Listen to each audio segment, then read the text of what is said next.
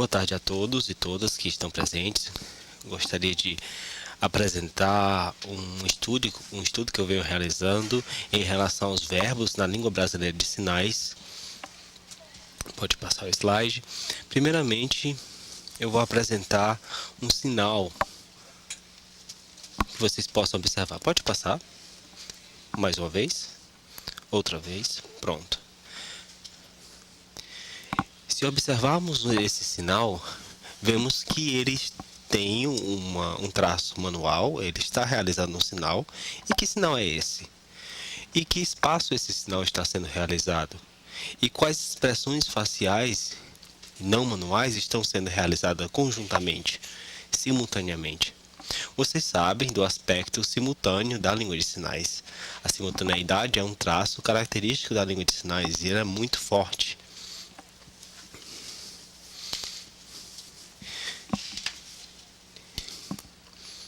Tendo como base os conceitos de simultaneidade na língua de sinais, nós propomos o conceito de layering. Layer quer dizer camada, e o que nós vemos apresentar são as diversas camadas que podem ser apresentadas, esse é o sinal de layering, na produção da língua de sinais. Mas não é um fenômeno exclusivo da língua de sinais. As línguas orais também produzem e têm um efeito de layering. Por exemplo, em contextos em que a prosódia é utilizada. Sempre quando produzimos as palavras, utilizamos de uma prosódia simultânea. Isso também é um caso de layering. Então, é um fenômeno comum às línguas de sinais e às línguas orais. A inquietação desse estudo veio principalmente tratar sobre os verbos em língua de sinais. Tradicionalmente, temos que a língua de sinais possui 5 parâmetros: configuração de mão, localização, movimento, orientação da palma da mão e expressões não manuais. Mas decidi procurar um novo modelo que apresentasse esses parâmetros de uma maneira mais aprofundada. Aqui temos o modelo prosódico de Brentari. Ele é estruturado através de uma espécie de árvore em uma hierarquia de traços. Traços esses que são organizados tendo em vista os conceitos fonológicos de expressões não manuais e também ele também contempla os parâmetros tradicionais como movimento, ponto de articulação, etc. Mas ele é mais completo, veja só. E é através dele que vamos analisar a produção dos verbos. Eu, Guilherme, com a professora Ronnie Wilburn, propomos um entendimento de que seria o layering na língua de sinais, de maneira geral. Então, gostaria de aplicar esses conceitos à língua brasileira de sinais e como é que acontece essas mudanças morfofonológicas na língua de sinais. Quando se muda alguma coisa em um verbo, ele tem um porquê. E existe uma série de consequências e modificações morfofonológicas na produção de um verbo. Não é por acaso. Vejam só a organização morfológica de um verbo. Então, temos a face superior e a face inferior, que são traços não manuais. Veja só, face superior tem 3 elementos principais: a testa, o movimento ocular e também o movimento da sobrancelha. Na face inferior, temos como 3 elementos mais fortes o movimento da bochecha, dos lábios e do queixo. E isso influencia na produção dos verbos. Como, por exemplo, a gente pode trazer frases de tópico que utilizam o arqueamento, o levantamento das sobrancelhas. Na língua brasileira de sinais é assim. Então, se a pessoa arqueia a sobrancelha na produção de um determinado sinal, isso é categorizado como um tópico.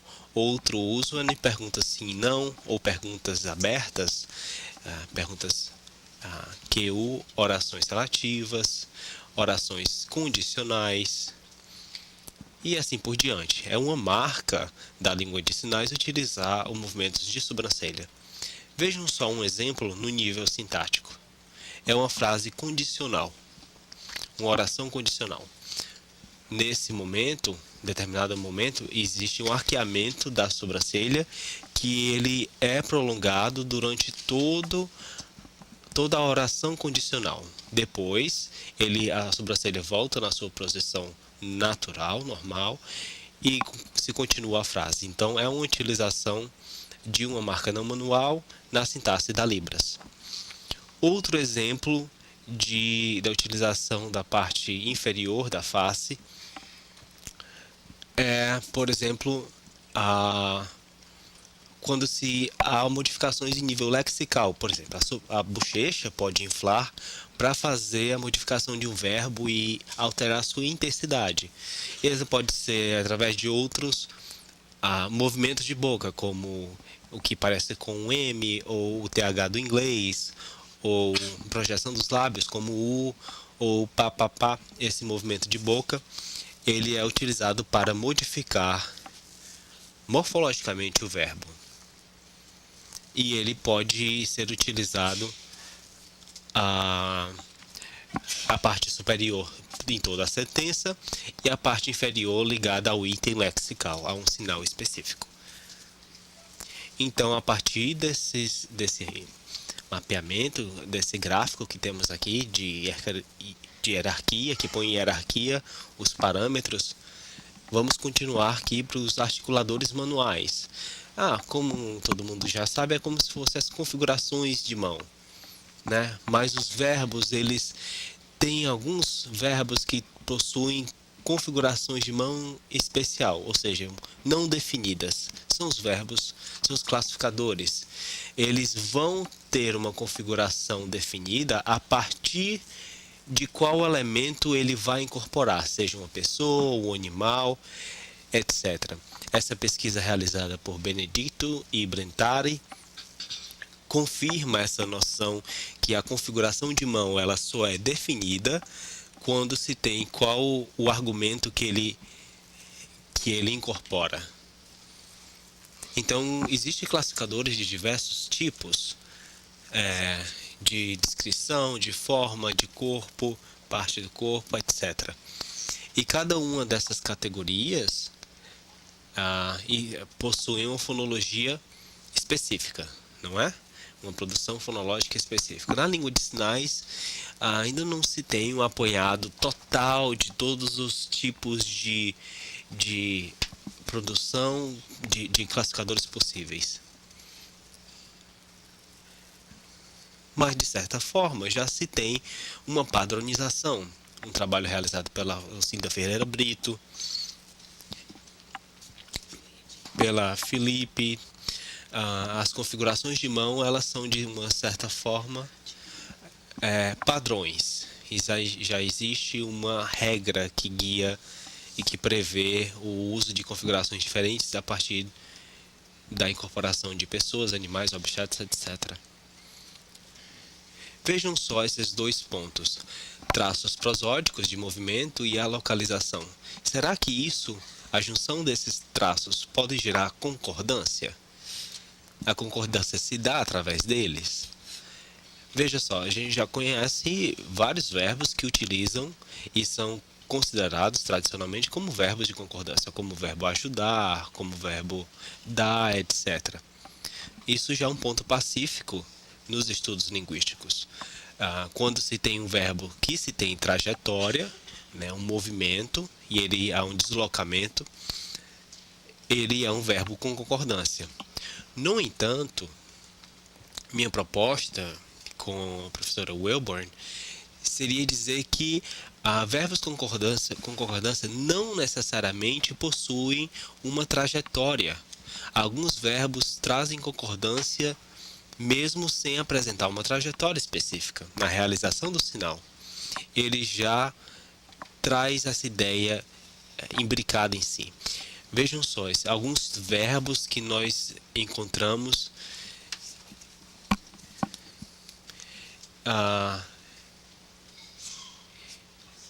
que podem ser utilizados através da colocalização, que é um conceito que vamos trazer nesse estudo. Verbos que não apresentam uma trajetória. O corpus é o daqui, da UFSC mesmo, e selecionamos vários vídeos. Lembra que antigamente as pessoas falavam, esses verbos é um verbo sem concordância. Mas veja só, o verbo aguentar ou suportar, vejam só que ele aguentou, ele explicou, ele trabalhou, e o verbo é realizado numa localização diferente do espaço neutro habitual em frente ao corpo. Então, esse corpus aqui da UFSC é um verdadeiro tesouro. E a gente encontra o fenômeno da colocalização na produção desses sinalizantes. Então, não podemos dizer que verbos com concordância são apenas aqueles que possuem trajetória. Há uma outra proposta da mesma autora, da Ronnie Wilburn, que fala que os verbos podem ser vistos de uma maneira através da hipótese da visibilidade do evento. O que seria isso? Vamos passar para o próximo slide. De modo geral, são dois tipos de movimento. O primeiro tipo, ele diz respeito a verbos que têm uma direção específica. Por outro lado, temos verbos que fazem uma espécie de contorno, que não tem uma direção específica, ele não para em algum lugar. Esses verbos com direção específica são chamados de verbos télicos. E esses verbos que não possuem uma direção específica, que são de contorno, são chamados de verbos atélicos. Por exemplo, o verbo aceitar, ele tem um movimento télico, é um evento télico, e ele tem um movimento definido, uma trajetória definida. Em contrapartida, o verbo trabalhar tem um movimento de contorno e um evento atélico. Ele se prolonga, ele tem um aspecto duracional. Dessa forma, esses verbos eles representam eventos, tipos de eventos diferentes. E o modo que o verbo é realizado, tanto a localização quanto o movimento, refletem o aspecto desses verbos, desses tipos de verbos. Fizemos uma coleta de vários verbos da língua brasileira de sinais, 335 ao total, e encontramos que 184 dos verbos são considerados télicos, enquanto 151 verbos são considerados atélicos, ou seja, tem um aspecto duracional. E parece que a língua de sinais tem uma presença muito forte de sinais atélicos. A proposta é de fazer uma categorização fonológica e morfológica de categorias morfológicas. Já existem propostas de uma categorização morfológica dos sinais, e não é por acaso que uma modificação fonomorfológica, quando ela ocorre, ela reflete uma mudança de significado daquele verbo, né? Isso é o layering. Então a concordância ela é realizada através do movimento e a estrutura do evento, da própria estrutura do evento. Muito obrigado a todos pela atenção.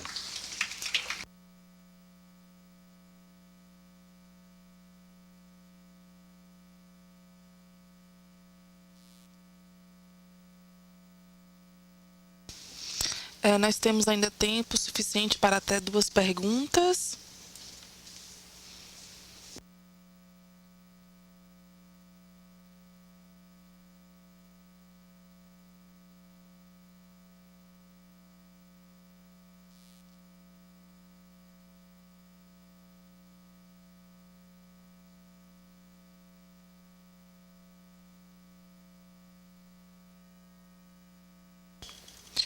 A câmera em direção ao palestrante e à participante, por favor.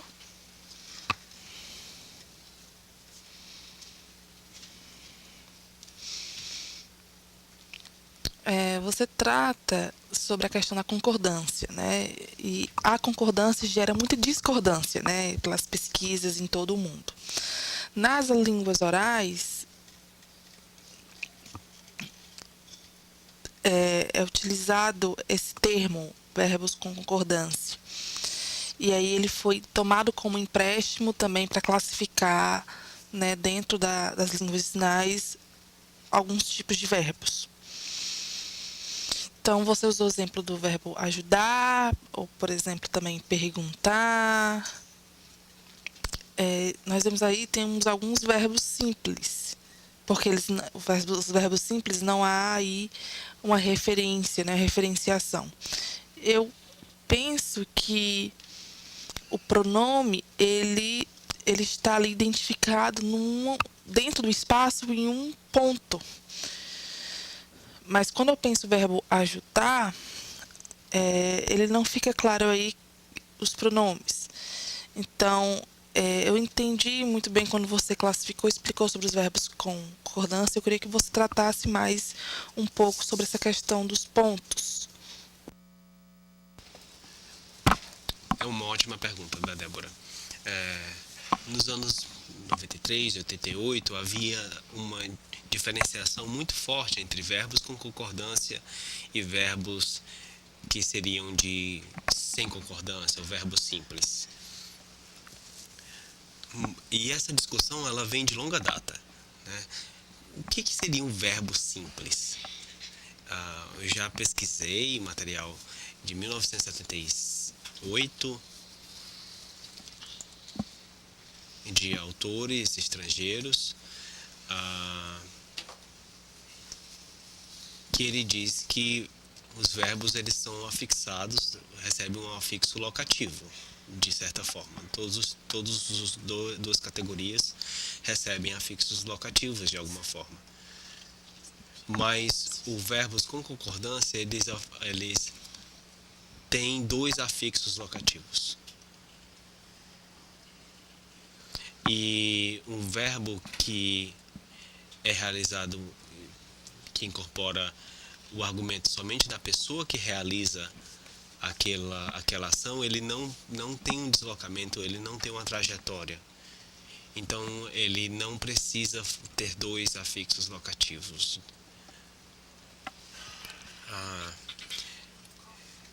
De forma que nesse corpus que a gente fez a pesquisa, achamos os mesmos fenômenos que haviam sido apresentados, né? Não havia nenhuma retirada de informação. Os verbos, de forma geral, poderíamos dizer que todos os verbos têm uma concordância de certo modo.